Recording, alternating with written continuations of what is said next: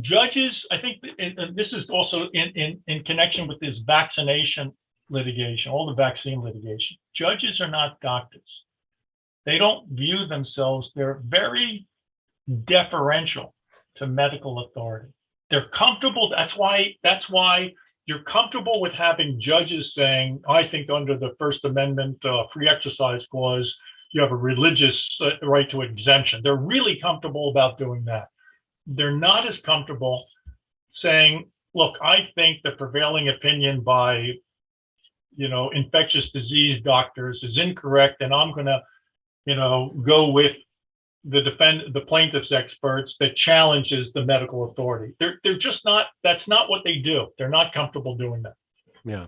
And that, I think, is the biggest problem and the reason why all these straight challenges based on medical experts have failed, because judges don't feel themselves equipped to make those kinds of decisions, and people don't understand or appreciate that, even some of the lawyers in the field.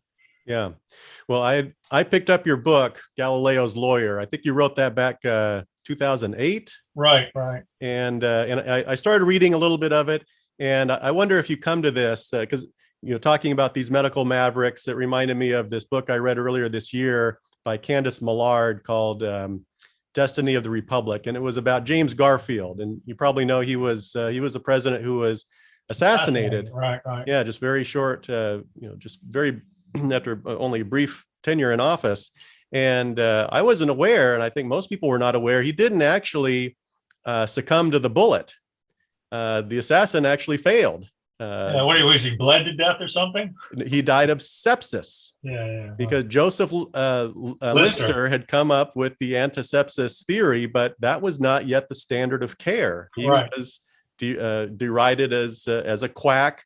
I think there was a Dr. Gross, who was a president of the Medical Congress at the time, arguably the most famous surgeon in the country, regarded sepsis as dangerous. The sepsis theory is dangerous.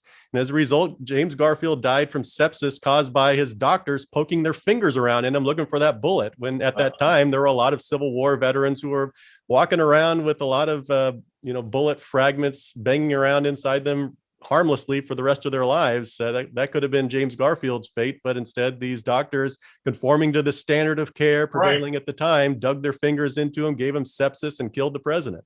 Well, that's the first guy they killed too. I mean, Washington died, I think he died of bloodletting.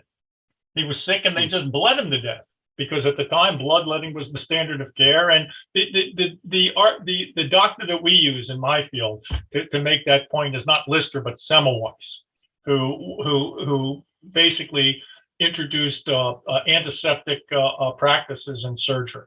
So he's a European. So in my field, they always say, well, Semmelweis was ridiculed for saying that you should disinfect your hands before you do. What he was doing is there was a lot of deaths in births, birth procedures. So he recommended that you wash your hands, with alcohol or whatnot beforehand, and he dramatically lessened the number of deaths in childbirth. So that's what we use in our field.